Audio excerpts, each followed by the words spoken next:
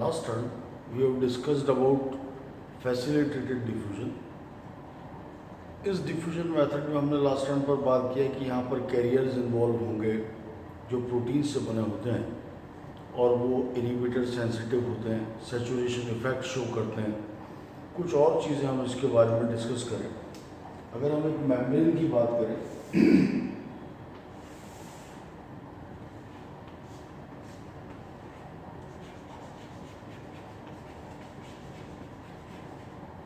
अगर हम एक मेम्ब्रेन के बारे में बात करें तो किसी मेम्ब्रेन की आउटर या इनर सरफेस, ये एक मेम्ब्रेन हमने लिया, आउटर या इनर सरफेस हम कोई भी मान लें, इस मेम्ब्रेन में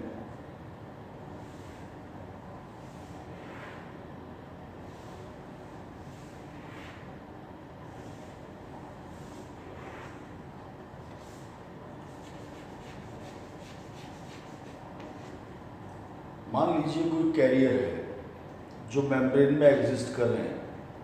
हमने कहा मेम्ब्रेन में कुछ कैरियर्स हैं और इन कैरियर्स के थ्रू होकर किसी भी तरह का मूवमेंट अगर पैसिव होगा that will be called as facilitated diffusion. So for example,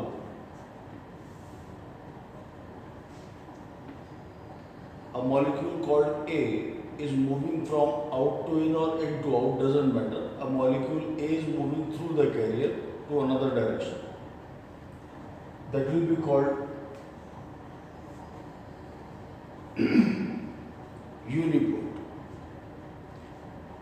One molecule transported unidirectionally to other direction is called as uniport.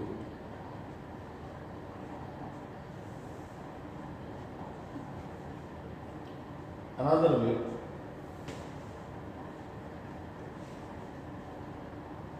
here two molecules are moving together.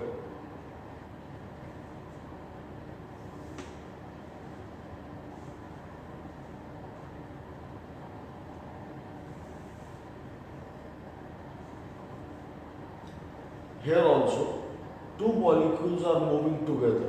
याद रखिए इन दोनों केसेस में सिंगल मॉलिक्यूल का movement नहीं होगा। Single के लिए अलग से यूनिपोर्ट का अरेंजमेंट होता है। Here two molecules are moving together, so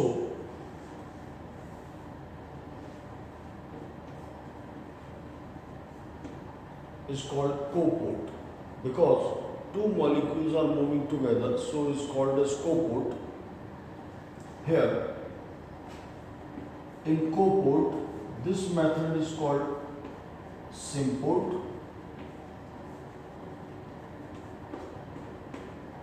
and the other method is called antiport.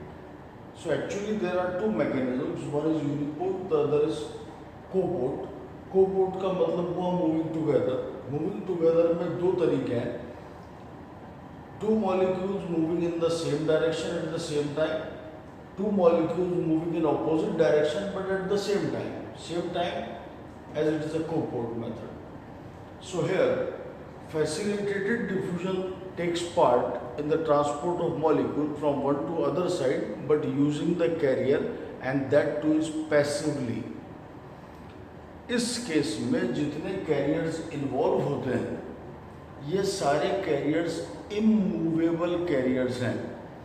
Immovable का मतलब है कि अगर ये कैरियर है, it can flip its position like this, वो इस तरह तो मूव कर सकता है, लेकिन एक मेम्ब्रेन में वो यहाँ से मूव करके यहाँ नहीं आ सकता, या यहाँ से मूव करके वो कैरियर यहाँ नहीं आ सकता।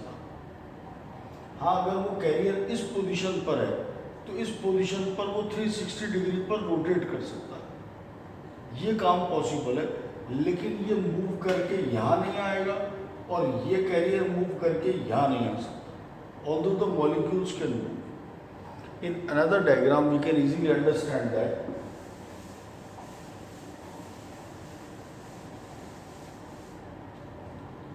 Like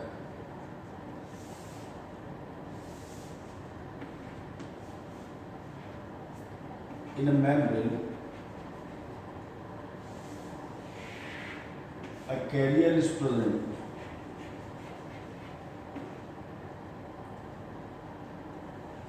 and a molecule that is transported, that is to be transported, what will be done?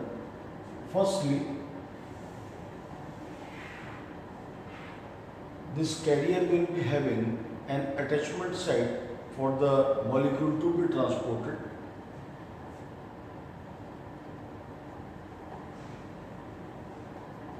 It is getting attached here.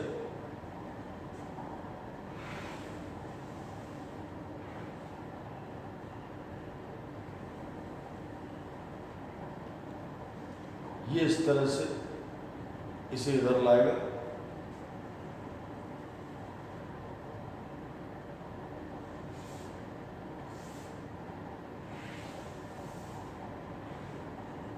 और अल्टीमेटली इसे लाकर यहाँ छोड़ दिया जाएगा। यानी एक सर्टेन मॉलिक्यूल ने अपना एंगल चेंज किया है, माइंडेड, वो मूव करके यहाँ से यहाँ नहीं आ सकता कैरियर। इस तरह के प्रोटीन्स हम प्लाज्मा मेम्ब्रेन के स्ट्रक्चर में पढ़ते हैं, जिन्हें हम टनल प्रोटीन्स कहते हैं या ट्रांस मेम्ब्रेन प्रोटीन्स ये प्रोटीन्स कहलाते हैं। वो इस तरह के फंक्शंस में इन्वॉल्व होंगे। So in all we have discuss what is diffusion, diffusion pressure we already have discussed, we have discussed independent diffusion, we have discussed facilitated diffusion. Facilitated carriers में बेस्ट एग्जांपल्स में aquaporins है।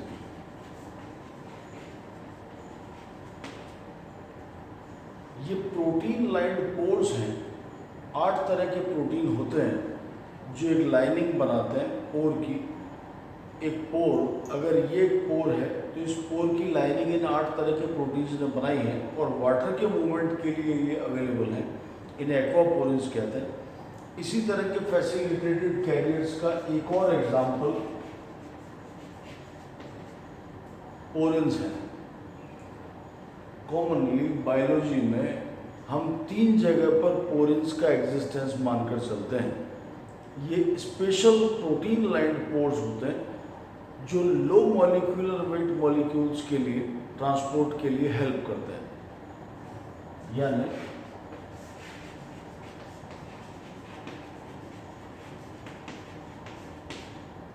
One thing, the functions for transport of low molecular weight proteins molecules only, one thing. Secondly,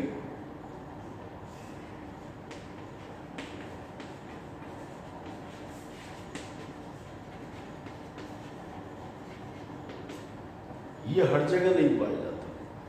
ये LPS layer of gram negative bacteria, gram negative bacteria में जो outer most layer होता है cell wall में 2 wall layer पाई जाती है। तो outer wall layer जो है लिपोपॉलीसैकेराइड लेयर जिसे कहते हैं, वहाँ पर इस तरह के पोरेंस पाए जाते हैं। इसके अलावा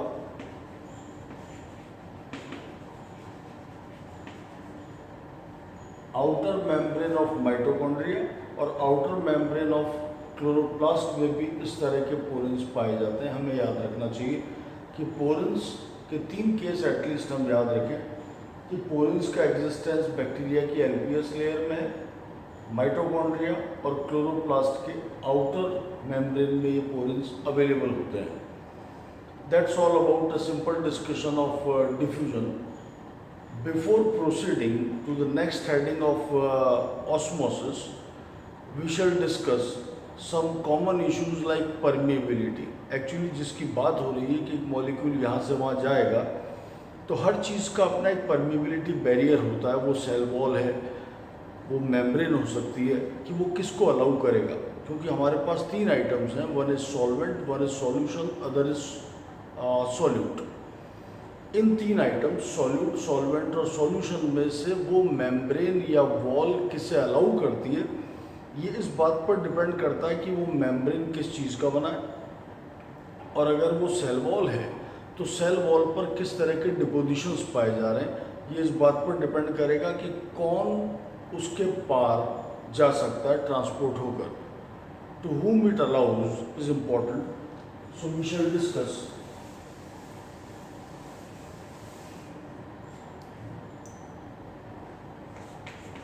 what is called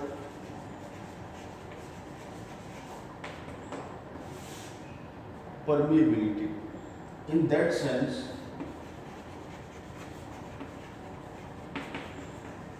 one thing is complete permeable. Complete permeable का मतलब है जो सॉल्यूट, सॉल्वेंट या सॉल्यूशन किसी को भी कंप्लीटली अलाउ करेगा मूव करने के लिए, वो कंप्लीट परमिएबल कहलाएगा। जैसे एक नॉर्मल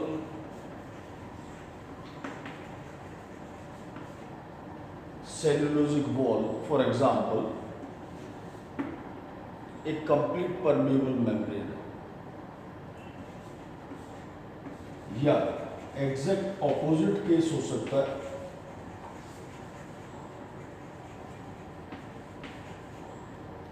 कंप्लीट इम्परमिएबल का। कंप्लीट इम्परमिएबल का मतलब है सॉल्यूट, सॉल्वेंट और सॉल्यूशन तीनों ही अलाउ नहीं होंगे, यानी एग्जैक्ट फर्स्ट वर्ड का ऑपोजिट है। ऐसा तब होगा जब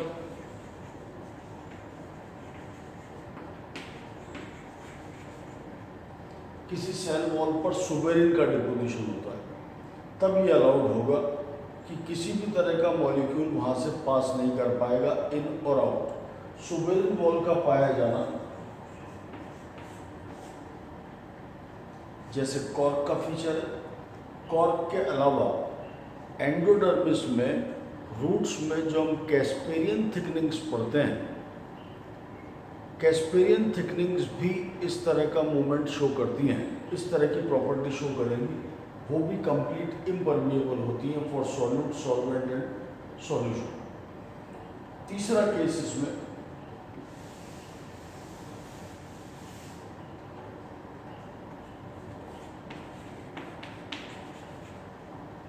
एसपीएम का है, दैट्स सेमी परमिएबल मेम्ब्रेन।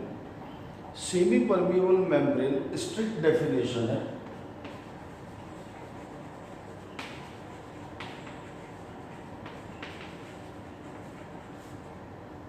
वो सिर्फ सॉल्वेंट को अलाउ करेगा, दैट इज वाटर। वो सिर्फ पानी को अलाउ करता है। अगर हम स्ट्रिक्टली इस डेफिनेशन पर बात करें कि अगर वो सिर्फ सॉल्वेंट को अलाउ करेगा तो अंडरस्टूड है किसी प्लांट या किसी सेल्यूलर लाइफ के लिए सिर्फ पानी ही इम्पोर्टेंट नहीं है। पानी के अलावा उसमें जो सॉल्यूबल मटेरियल है, जो मॉलिक्यूल्स हैं, आयंस हैं, वो भी किसी सेल के सर्वाइवल के लिए ज़रूरी होते हैं। तो सिर्फ पानी से काम नहीं चलेगा। तो कहने का मतलब यह है कि ट्रू सेंस में कोई भी मेम्ब्रेन 100% सेमी परमिएबल नहीं होता, ये फैक्ट हमें याद रखना चाहिए। लेकिन कुछ मेम्ब्रेन्स हैं जो इस प्रॉपर्टी के क्लोज हैं, जैसे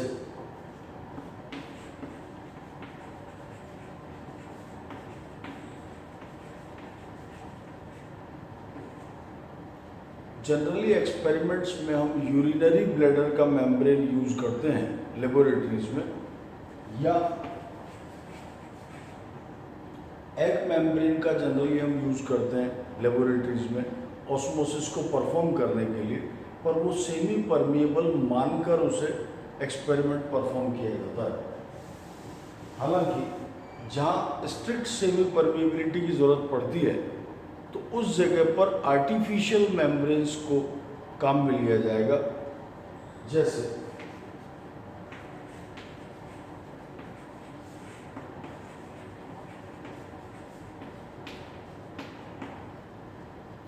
ड्यूरिंग डायलिसिस काम में लिया जाता है।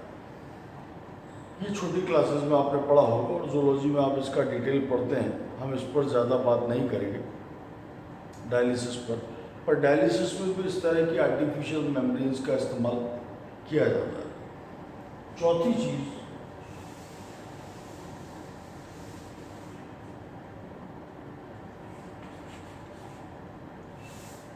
दैट्स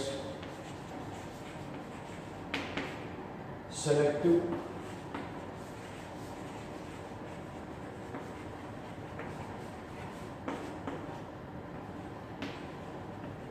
और डिफरेंशियली परमिएबल। नाम से दिख रहा है, सेमी परमिएबिलिटी में हमने कहा कि वो सिर्फ सॉल्वेंट को अलाउ करता है, ये सॉल्वेंट और सॉल्यूट दोनों को अलाउ करेगा, लेकिन कंडीशंस अप्लाइड ये होंगी कि ऐसा सिर्फ ज़रूरत पड़ने पर होगा, यानी स्पेशल आयंस और special molecules are allowed only upon the requirement of the cell. हर चीज़ हर समय अलाउड नहीं होगी। कहने का मेरा मतलब है कि हो सकता है किसी सेल को किसी गिवन टाइम पर पोटेशियम की आवश्यकता हो, तो potassium will be allowed to enter the cell और to get it off the cell, the membrane is allowed. But maybe at the same time, on another day of function cellular, potassium is not allowed to enter the cell or to get out of the cell. So demand of the cell पर depend करेगा कि वो किसी molecule को select करती है अंदर आने के लिए या बाहर जाने के लिए, या दूसरे वर्ड्स में हम कहें कि एक ग्रुप ऑफ आयंस या ग्रुप ऑफ मॉलिक्यूल्स में से the cell membrane will select whether a certain molecule is getting out of the cell or getting in of the cell. So this is particularly depending upon the function of a cell at a given time. So that's about permeability. Now we can start with osmosis.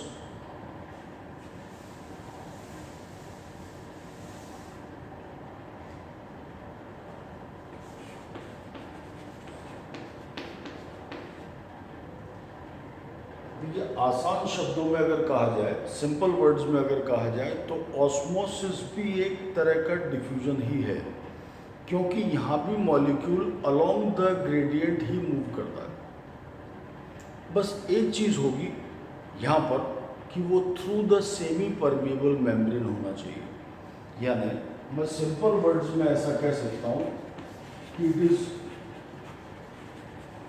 Diffusion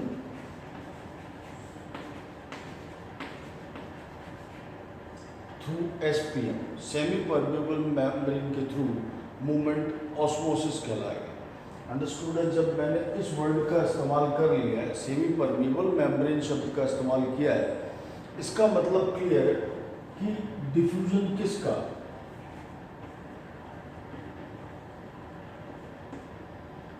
तो understood है वो diffusion solvent का होगा, ये osmosis कहलाएगा। छोटी classes से हम इसकी डेफिनेशन पढ़ते आए हैं ऑस्मोसिस की, तो ये डिफ्यूजन है, सॉल्वेंट का है और through the semi permeable membrane होगा। हम इसके टाइप्स पढ़ते हैं डिफरेंट, जैसे एक्स ऑस्मोसिस, एंड ऑस्मोसिस वगैरह हम पढ़ते हैं। नेक्स्ट लेक्चर में will deal about those movements with the respective examples. Thanks for today.